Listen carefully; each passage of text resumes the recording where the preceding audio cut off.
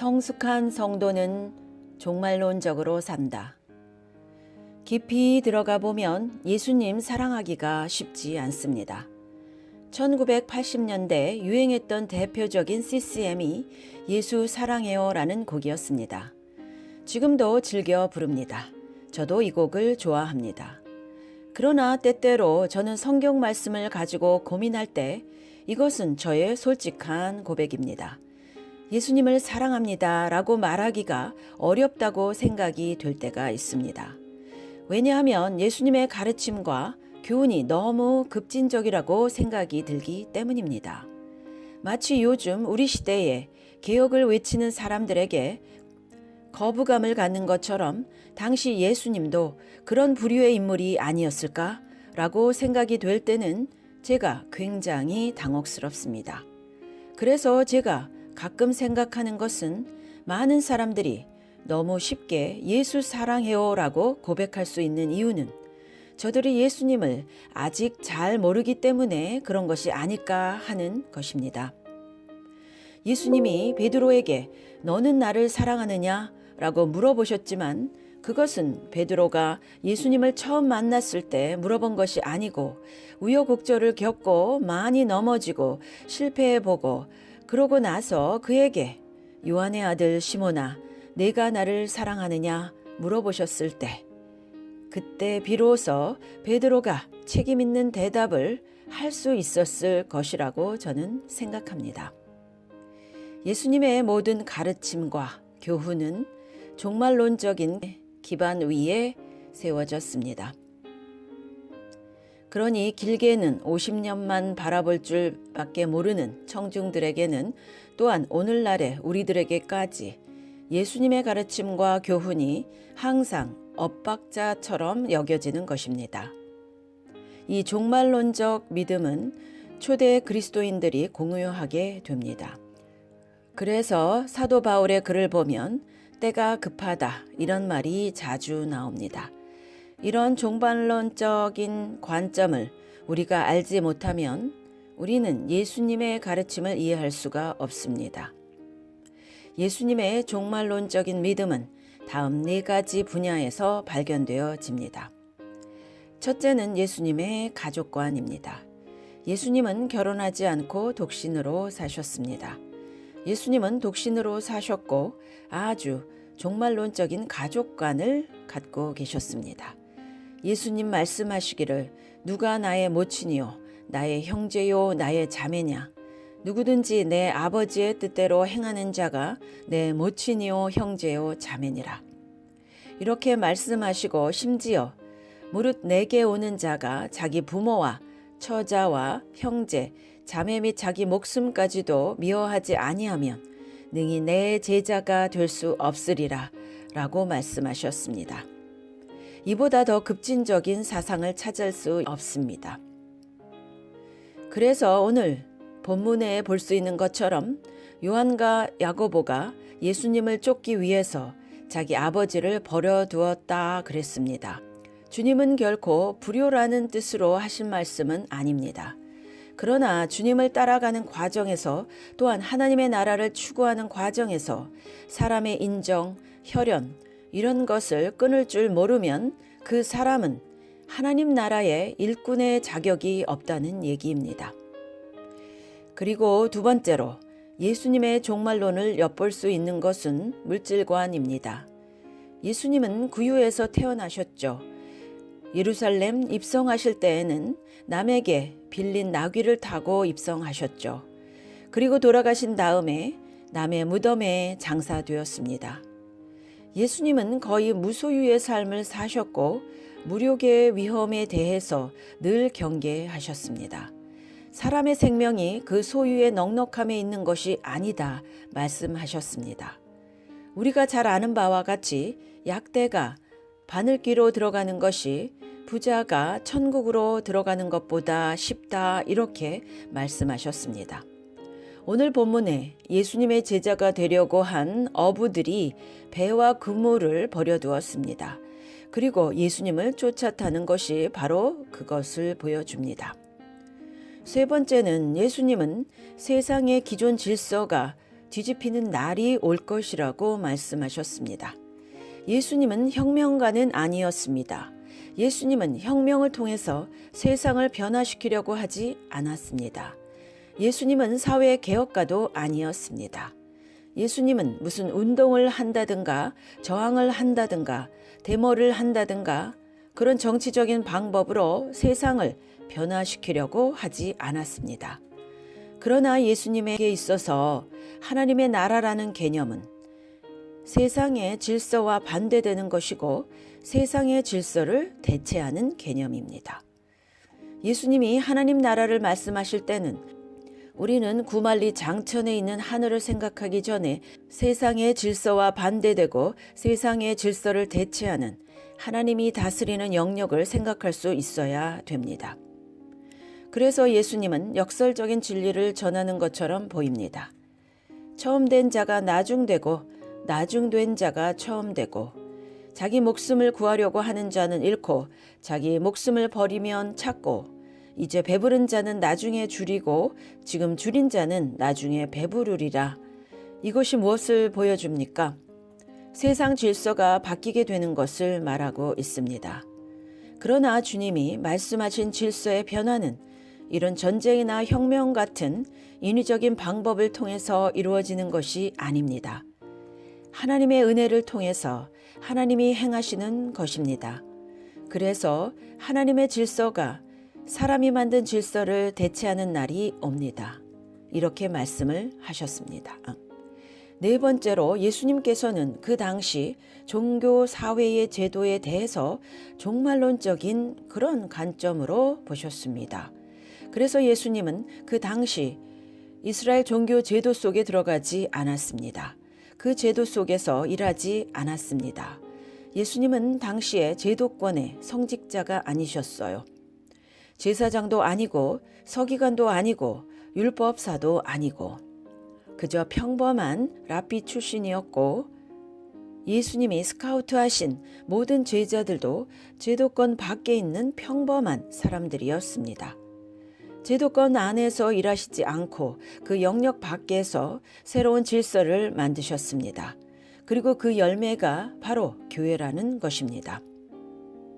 부연하자면 그러므로 교회는 너무 교권주의라든가 종교적인 이득권이라든가 제도라든가 이런 것에 연연하게 되면 그 생명력을 잃어버립니다.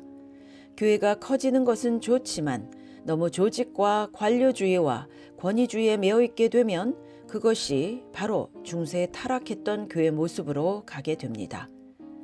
마틴 루터가 교회를 개혁하려고 했지만 결국은 제도권 밖에서 새로운 운동을 할 수밖에 없었고 그 이후로 부흥운동이 일어날 때마다 그 부흥운동은 항상 제도권 밖에서 새로운 질서를 세우는 그런 결과를 낳습니다.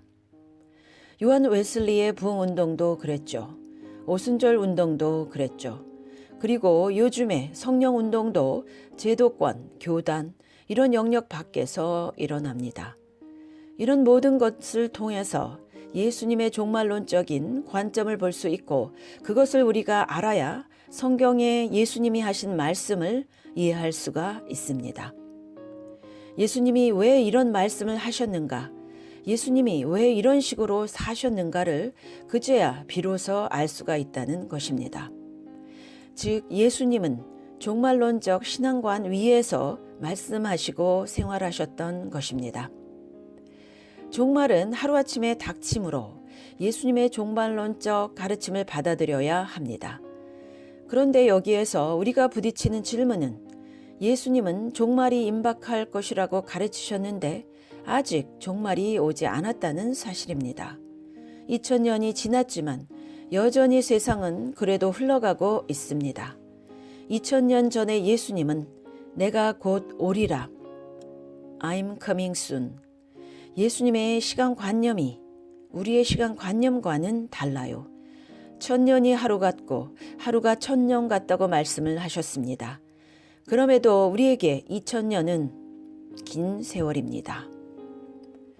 그러나 중요한 것은 예수님은 종말이 임박하다고 전제하시고 이 모든 것을 가르치셨는데 우리가 결과적으로 봤을 때 아직 종말이 오지 않았으니 그 예수님의 종말론적 교훈이 과연 유효하냐, 우리가 그것을 적용할 수 있느냐, 그대로 살 수 있느냐 하는 문제입니다. 진지하게 믿는 사람은 적어도 한 번은 고민해야 되는 부분입니다. 그리고 응답을 얻어야 됩니다.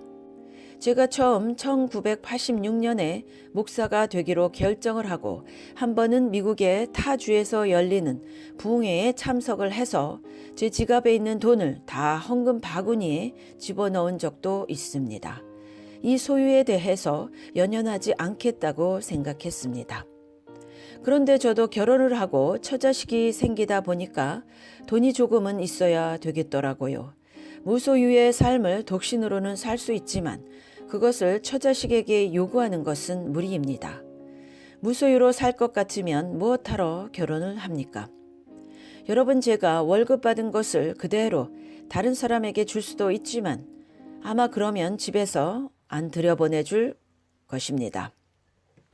그리고 예수님은 공중의 새도 집이 있고 여우도 굴이 있으나 인자는 머리 둘 곳이 없다, 이렇게 말씀을 하셨습니다. 그러나 목회를 하는 사람은 집이 있어야 되고 자기의 프라이버시를 보호해 줄 만한 적당한 거리에 집이 있어야 됩니다. 현실의 문제입니다. 그리고 독신이라는 것도 마찬가지입니다. 다 그렇지는 않습니다만 일부 카톨릭 신부들이 왜 술을 의존하느냐? 고독하기 때문입니다. 집에 들어왔을 때 아무도 환영해주는 식구가 없습니다. 아내가 없고 자식이 없습니다. 고독합니다. 인간은 그렇게 살 수 없습니다. 여기서 우리가 질문을 하게 되는 것입니다. 그러면 예수님의 그 모든 종말론적인 말씀을 우리가 결국 타협할 수밖에 없느냐? 인간의 현실 속에 적용하기가 불가능한 한계가 있다는 말씀이냐? 여러분, 여기에 대해서 어떻게 생각을 하십니까? 이 부분에서 여러분이 귀를 쫑긋 기울여서 들으셔야 됩니다. 역사의 종말이 언제 올지 아무도 모르지만 우리 개인의 삶을 생각해 볼 때 개인도 그렇고 가문도 그렇고 기업체도 그렇습니다. 제가 얼마 전에 어느 기업체에 몸을 담았던 분을 만나 뵀는데 그분의 말씀이 국내 유수한 굉장히 잘 나가던 건설 회사가 한강 다리가 한번 무너지고 나니까 그때부터 쇠락하기 시작하는데 그야말로 과거의 영광이 어디 갔느냐 할 정도로 쇠락하더라고 하셨습니다. 개인의 인생도 그렇고 기업도 그렇고 국가도 그렇고 다 유한한 존재입니다. 그래서 언제라도 우리의 삶과 우리의 누리는 그 영광이 하루아침에 끝날 수도 있다는 사실을 염두에 두어야 한다는 것입니다. 그럴 때 비로소 예수님의 가르침을 우리가 이해할 수도 있고 적용할 수도 있습니다. 종말론적 신앙으로 살 때 내가 성숙해집니다. 비행기 추락 사고에서 기적적으로 생존한 사람이 있었습니다. 비행기가 추락하면 거의 다 죽지요. 화재가 발생하기 때문에. 그런데 기적적으로 살아남은 사람이 있었습니다. 이 사람을 몇 년 후에 TV 스페셜을 만들면서 그를 찾아가서 물어봤습니다. 당신이 그때 그 사고를 당한 다음에 변한 것이 있으면 말씀해달라 그랬더니 많은 것이 변했다고 말하면서 내가 죽을 뻔했다가 사니까 그 이전에 내가 갖고 살던 고민이나 근심이 굉장히 작은 것이라는 것을 깨달았다 그랬어요. 사람이 언제든지 오늘이라도 당장 죽을 수도 있다고 생각하니까 재물을 잃어버린다던가 소원을 이루지 못한다던가 사람에게 욕을 먹는다던가 자식이 학교에서 공부를 못한다던가 이런 문제들은 아무 문제도 아니더라는 거예요. 과거에는 자식이 학교에서 공부 못하는 것이 속상했는데 비행기 사고에서 살아나고 보니까 아들이 건강한 것만 해도 감사하더라고 합니다. 여러분, 그러한 생각의 변화는 종말론적인 경험을 통해서 얻습니다. 다시 말하면 죽을 뻔한 사망의 음침한 골짜기를 지나가 보니까 인생이라는 것이 이런 거구나 하면서 과거에 마음속에 복잡하게 고민하던 것들이 정리가 되더라는 겁니다. 여러분, 이것은 믿음이 있든지 없든지 모든 사람이 공통적으로 경험하는 것입니다. 과거 대통령 선거 때 양쪽 후보의 참모 역할을 하던 두 분의 국회의원이 있었습니다. 그러니까 이들은 서로 정치적으로 정적이죠. 앙숙입니다. 그런데 선거가 끝난 다음에 이 두 사람이 둘 다 각각 법을 어긴 게 드러나서 비슷한 시기에 둘 다 감옥에 갔어요. 그런데 공교롭게도 같은 감옥에 들어갔어요. 그래서 이 두 사람은 감옥 안에서 서로 아주 친해졌다고 합니다. 만나면 서로 손을 잡고 안부를 물어본다고 합니다. 여러분, 희한하지 않습니까? 인간의 많은 갈등, 미움, 시기, 질투 이런 것이 더 본래적인 고난의 경험을 통해서 아무것도 아닌 것으로 변해버립니다. 감옥에 들어가서 영광, 명예 이런 것들 다 잃어버리고 나니까 이제는 동지가 되는 겁니다. 옛날의 적이 이제는 서로 불쌍히 여기고 친구처럼 여겨지게 되는 것입니다.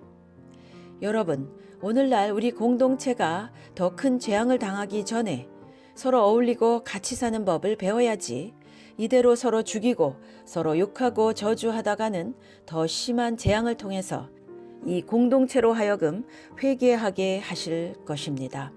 정신 차려야 됩니다. 어느 부부가 결혼이 거의 이혼의 문턱까지 갔어요. 그래서 남편이 같이 안 살겠다.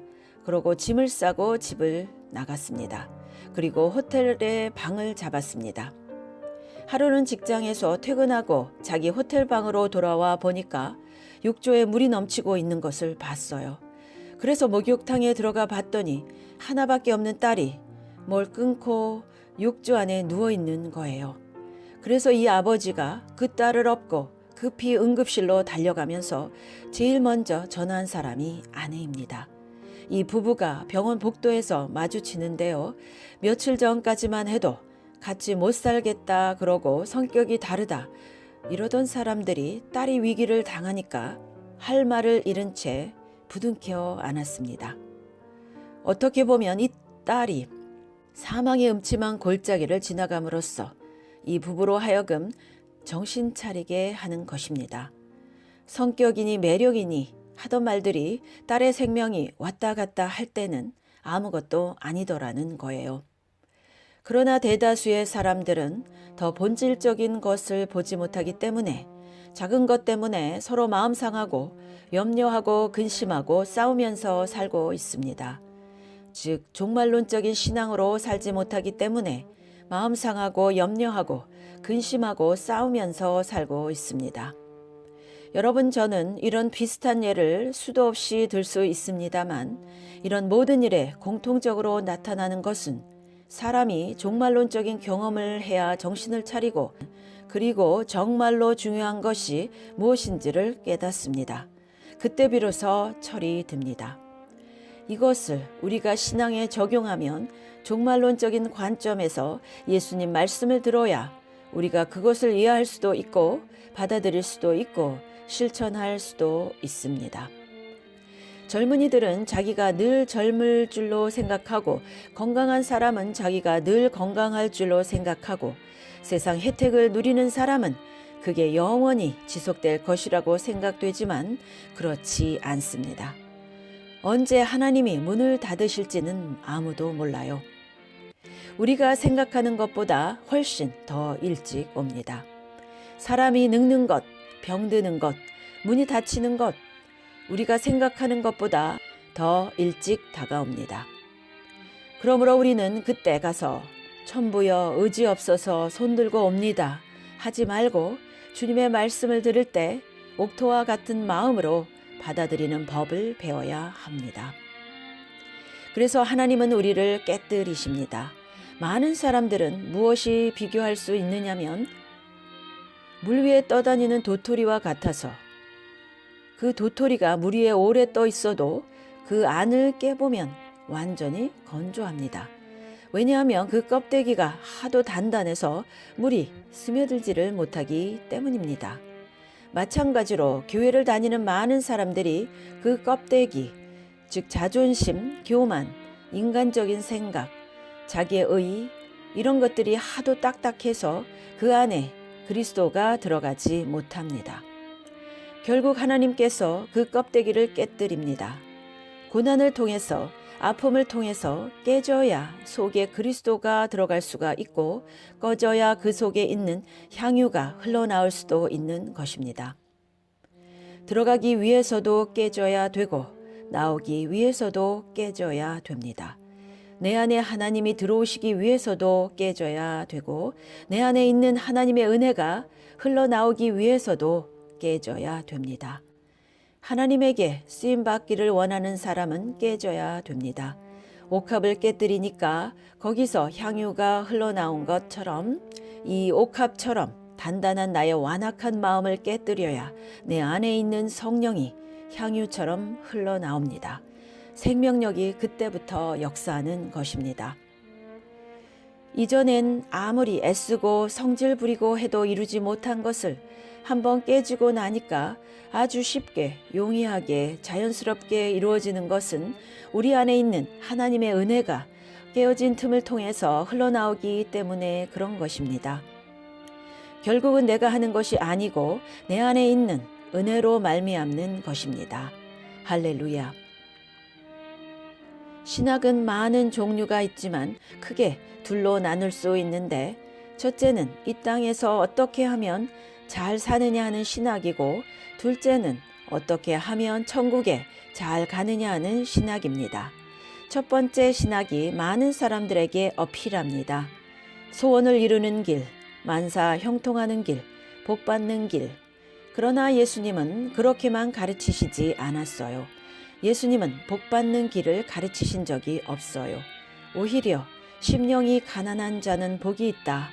복이 있는 사람이 누구인지를 말씀하셨지 너희가 이렇게 하면 복을 받으리라 이렇게 말씀하지 않으셨습니다. 그러므로 자신이 복이 별로 없다고 생각하는 사람이 알고 보니까 복이 있는 것입니다. 아멘.